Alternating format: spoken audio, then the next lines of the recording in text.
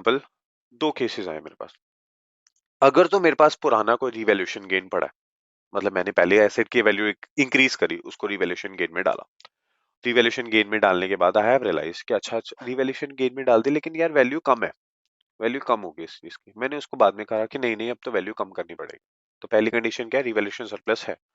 अगर तो revaluation surplus है, if there is a previous revaluation gain available, तो मैं पहले डिडक्ट करूंगा ओसीआई से जो भी मेरी इंपेयरमेंट, मतलब जो भी मेरी decrease in the value of asset है, राइट। एग्जांपल लेते हैं, मेरे पास 1 लाख का रिवैल्यूएशन गेन पड़ा था, ठीक है। मेरे को लगा कि यार जो मेरी न्यू वैल्यू आ रही है उससे 50,000 का मेरे को लॉस हो रहा है, तो I will deduct 50,000 from it, and मेरा जो ओसीएम या बैलेंस बचेगा 50,000 बचेगा।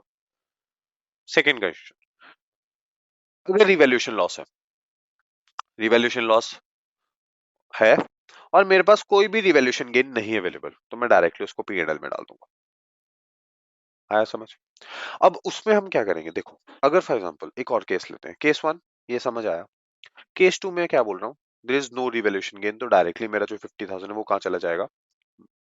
पीएनएल में चल जाएगा। केस थ्री देखो एक बार, केस थ्री में क्या बोल रहा हूं मैं, मेरे पास जो रिवैल्यूएशन गेन है दैट इज 50,000, राइट। उसमें से मेरे को रियलाइज हुआ 70,000 जो है ना वो मेरा, वो 70,000 मेरा क्या आ रहा है? डिक्रीज आ रहा है। अब मेरे पास अगर देखो ओसीआई में 50 पड़ा है, 70 मेरे को डिडक्ट करना, मतलब कि 50,000 तो ये नील हो गया। जो ये एक्स्ट्रा 20,000 है that will go to PNL, ठीक है।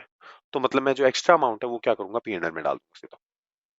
और ऑफसेट ऑफ, मतलब ऐसा नहीं होगा कि एक प्रॉपर्टी का मेरे पास एसेट पड़ा है, एक प्रॉपर्टी का मेरे पास लॉस पड़ा, वो आपस में सेट ऑफ नहीं हो सकता।